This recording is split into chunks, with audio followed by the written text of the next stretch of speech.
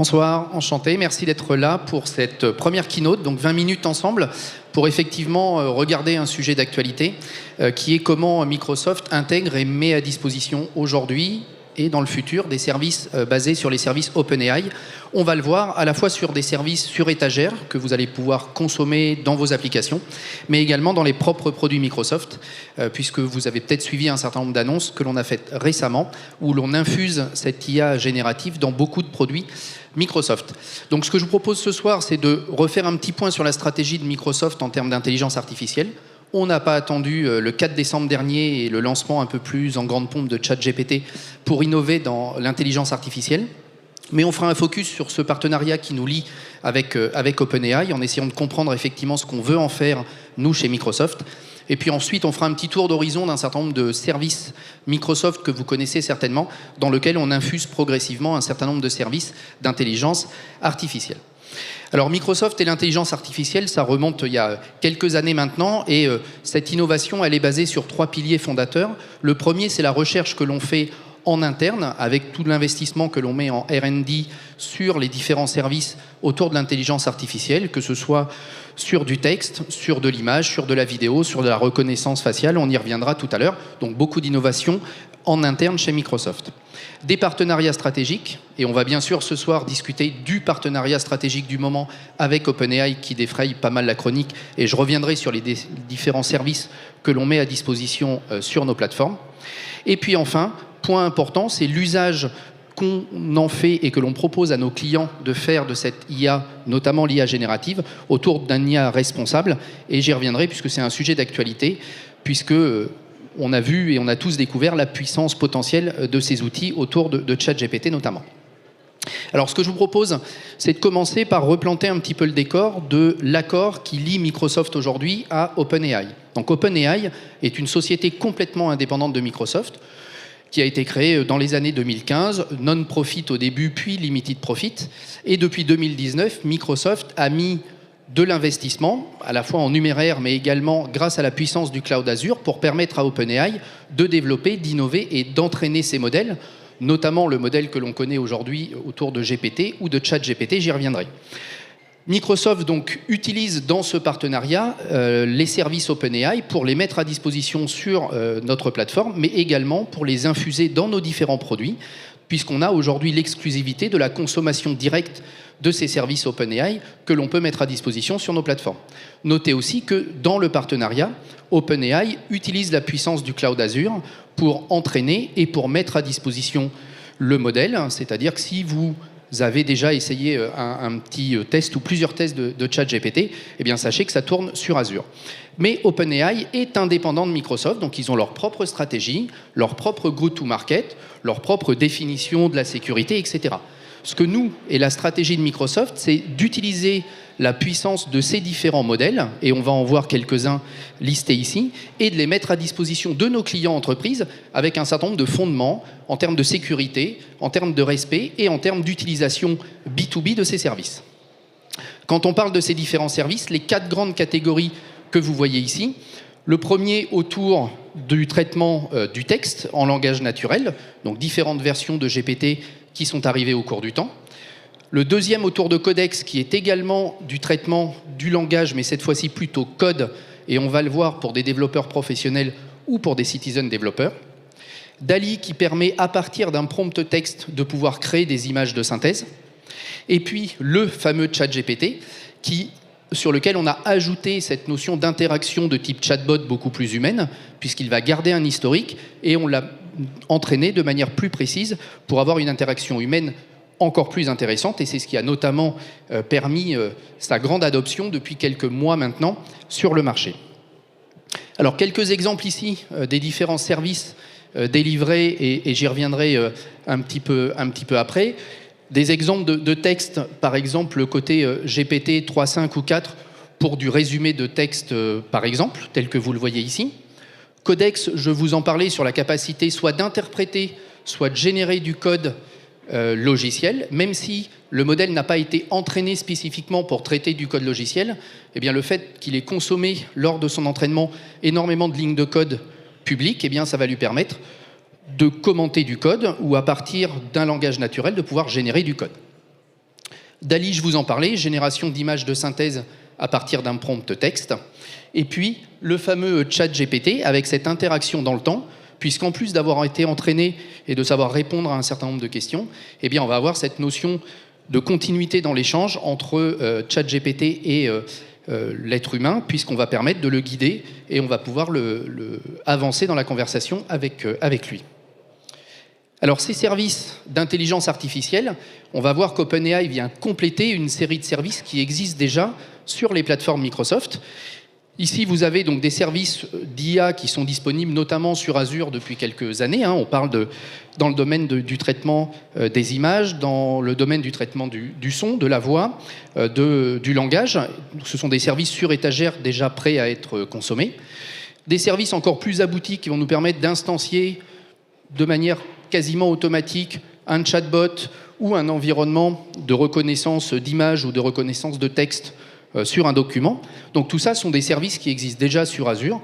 On appelle ça généralement des services cognitifs qui sont très faciles à utiliser et notamment à intégrer dans vos propres applications.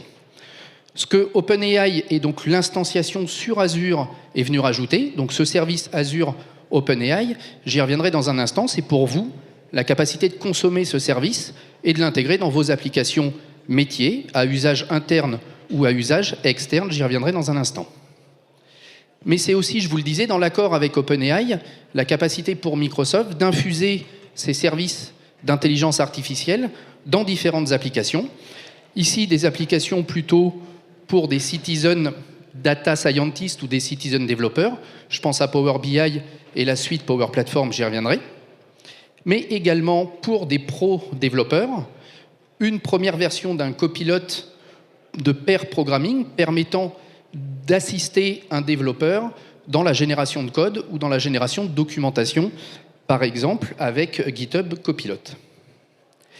Mais c'est également la capacité pour des utilisateurs plus standards dans l'organisation de pouvoir consommer différents services d'intelligence artificielle dans leurs propres applications, que ce soit autour de la navigation web, du navigateur, du moteur de recherche, de la plateforme Dynamics ou de la plateforme Microsoft 365.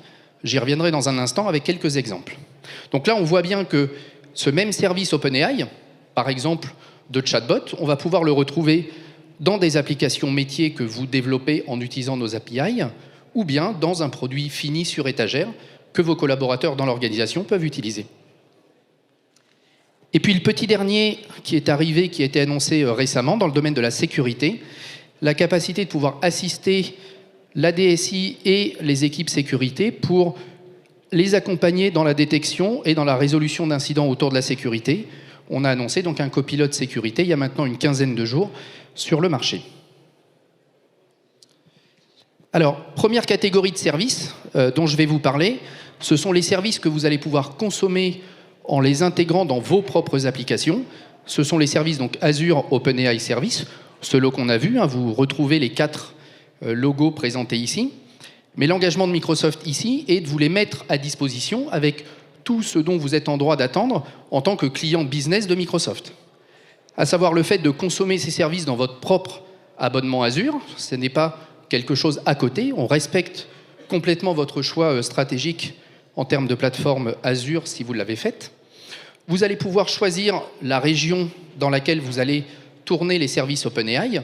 Comme la plupart des services Microsoft, vous choisissez de les localiser en France, en Europe ou éventuellement quelque part dans le monde. Bien sûr, en fonction de l'arrivée et des dates de disponibilité des différents services dans les différents data centers. Par contre, on a la même possibilité d'aller chercher la localisation géographique que l'on veut pour exécuter un service OpenAI. Les modèles d'intelligence artificielle, que ce soit les modèles sur étagère, mais des modèles que vous allez pouvoir entraîner avec vos propres jeux de données. Et là, ce qui est important, et c'est l'engagement qu'on prend bien sûr, c'est que votre jeu de données ne soit pas utilisé pour entraîner le modèle générique. Votre donnée reste votre donnée. Et donc, globalement, l'entraînement du modèle se fera de nouveau sur des datasets venant d'Internet. Votre donnée ne servira en aucun cas à entraîner la version N+1 du moteur GPT, par exemple.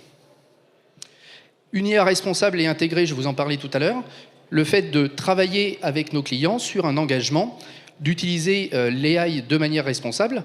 Et donc aujourd'hui, ce que l'on fait avec nos clients, c'est qu'on travaille sur des sets de données qui sont les vôtres pour faire que ce traitement de l'intelligence artificielle réponde à des questions dans un cadre bien précis, donc dans le cadre de vos données, qu'elles soient contractuelles, qu'elles soient sur des documents textes que vous auriez éventuellement mis sur le système. Le contrôle d'accès, on en parle assez fréquemment. Tout le monde a effectivement dans l'idée que ChatGPT va donner ou ouvrir la visibilité à plus de données. C'est vrai puisque ça simplifie l'accès à la donnée. Par contre, la vraie question, c'est comment je contrôle à l'origine l'accès à la donnée. Donc effectivement, je vais pouvoir trouver un langage naturel de la donnée, donc quelque chose de beaucoup plus simple, mais je vais y avoir accès, moi, en tant qu'utilisateur, si j'ai accès à cette donnée. Donc que j'ai fait une requête en langage un petit peu plus évolué historiquement ou via ChatGPT, si j'ai accès à la donnée, je vais pouvoir la consulter. Si je n'ai pas accès à la donnée, je ne pourrai pas la consulter.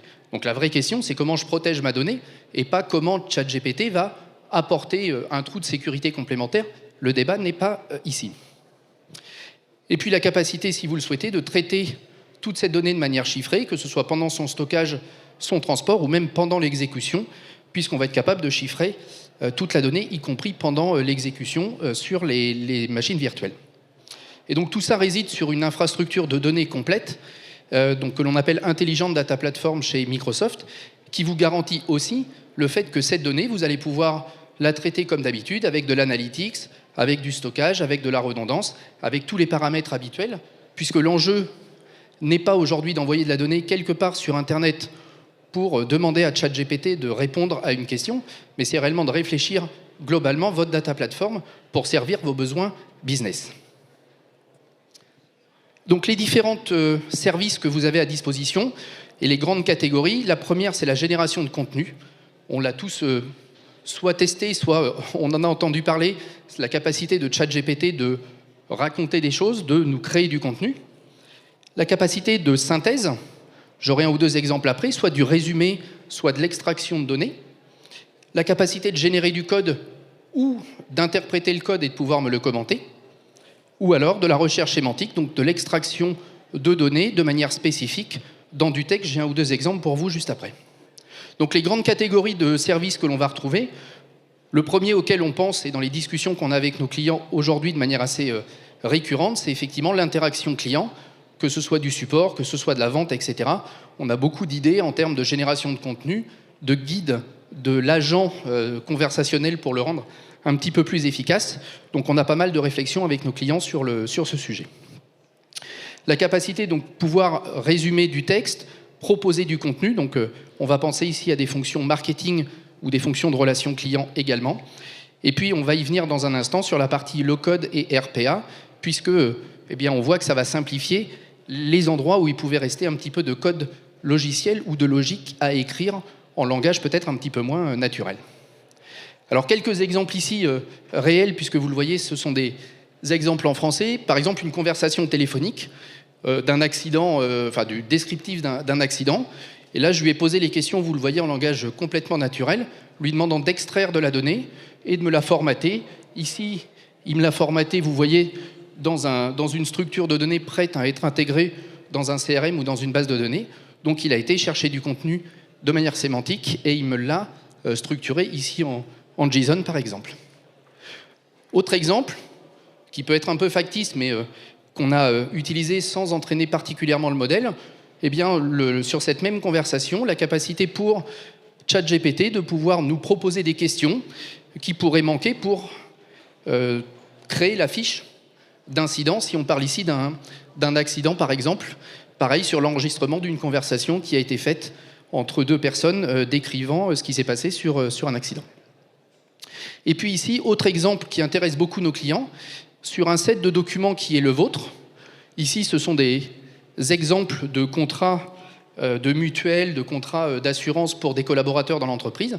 Eh bien, le fait de pouvoir avoir un chatbot qui va bien sûr répondre en langage naturel à la question de l'utilisateur, mais surtout qui va montrer la source de la donnée, contrairement à ChatGPT grand public, qui vous renvoie de l'information à qui on fait confiance ou pas, elle a été récupérée quelque part. Ici, il vous indique les sources de la donnée. Donc, par exemple, il vous pointe directement dans le document, ici, des PDF internes à l'entreprise qui ont permis de répondre à la question posée par le collaborateur sur un problème d'assurance vie ou de performance ici dans l'exemple qui est donné. Donc ça, ce sont pour les services Azure OpenAI Services. Et donc, comme je vous l'ai présenté en introduction, beaucoup d'autres produits Microsoft bénéficient de cette partie OpenAI. À commencer ici par Bing et Edge. Un exemple ici sur Bing. Vous le voyez, sa capacité donc à aller, bien sûr, répondre encore une fois en langage naturel, de structurer de la donnée. Il m'a fait un tableau automatiquement. Et puis, il me donne également la source des éléments, d'où il a tiré ces informations pour, vous voyez, structurer, dans mon exemple ici, un tableau de prix sur la partie évolution du prix de l'essence depuis quelques années. Sur le sujet low-code, 2 éléments à garder en tête. Le premier, c'est que ce chat GPT, que ce soit en acquisition et en compréhension d'informations ou en génération de contenu, il va avoir un rôle très important dans l'assistance aux utilisateurs pour créer du contenu. On estime en 2025 qu'une dizaine de % du contenu créé sera créé par des services d'intelligence artificielle générative. Et puis l'autre élément de contexte, c'est dans l'évolution du métier de développeur, dans l'arrivée du low-code puis du no-code, eh bien on voit que cette notion de langage naturel va nous permettre de pallier à nos problèmes de ressources en termes de développeurs et d'accélérer la production d'applications via le low-code et le no-code. Alors quelques exemples sur la partie Power Platform ici. Vous le voyez, cette capacité qu'on va avoir en langage naturel de pouvoir exprimer ce que l'on veut faire à l'application. Ici, dans l'exemple, je pars d'une application vierge, je lui propose de me designer une application en lui donnant quelques éléments, et vous voyez apparaître la notion de copilote, qui n'est pas le fait de juste lui faire une action one-shot, mais surtout qu'il m'accompagne au cours du temps pour me guider. Ici, vous voyez sur une partie workflow, la capacité que j'ai d'exprimer en langage naturel une alerte, et il va automatiquement me créer le flux d'actions autour de cette partie-là. Troisième élément, sur la partie utilisation de ChatGPT pour interagir avec un client de mon centre d'appel ou sur un mail qui arrive ici. Donc pas uniquement la capacité d'être assisté en tant qu'utilisateur, mais également d'interagir de manière naturelle avec des utilisateurs qui sont à distance et donc de les faire bénéficier des services ChatGPT.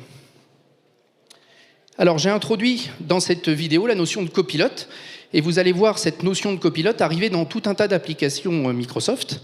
Cette notion de copilote, c'est donc un agent conversationnel à qui vous allez pouvoir demander de vous accompagner au quotidien pour pouvoir créer des choses ou répondre à des problématiques. Donc d'un mode où on devait connaître des formules, des langages, taper des commandes, aller dans des menus, eh bien on va pouvoir naturellement lui demander des choses et il va m'accompagner au cours du temps. Alors quelques exemples. Dans la suite Microsoft 365, on a annoncé il y a maintenant un petit mois le fait que Copilot allait infuser ses services dans quelques applications que vous connaissez. Je vous ai montré quelques exemples ici. Par exemple, dans PowerPoint, la capacité de pouvoir automatiquement lui dire sur un modèle graphique particulier, sur du texte venant de documents spécifiques de l'entreprise, fais-moi des propositions de contenu, donc crée-moi une application. Et comme vous le voyez, il ne s'arrête pas là, je peux lui demander de m'accompagner au cours du temps. Le slide est trop complexe, il n'est pas joli, j'ai pas la bonne donnée, je le veux plus simple ou plus compliqué. Eh bien, le copilote va m'aider au fur et à mesure à faire évoluer ma présentation. Dans Word, la capacité par exemple de générer du contenu, là on va lui demander d'aller chercher du contenu sur une base de documents internes dans l'entreprise ou externes éventuellement, et puis il va automatiquement, vous l'avez certainement déjà éprouvé dans le domaine du grand public, eh bien la capacité de pouvoir générer du contenu ici dans Word. Bien sûr, le contenu reste toujours à la main de l'utilisateur pour pouvoir ensuite modifier et arriver au format définitif.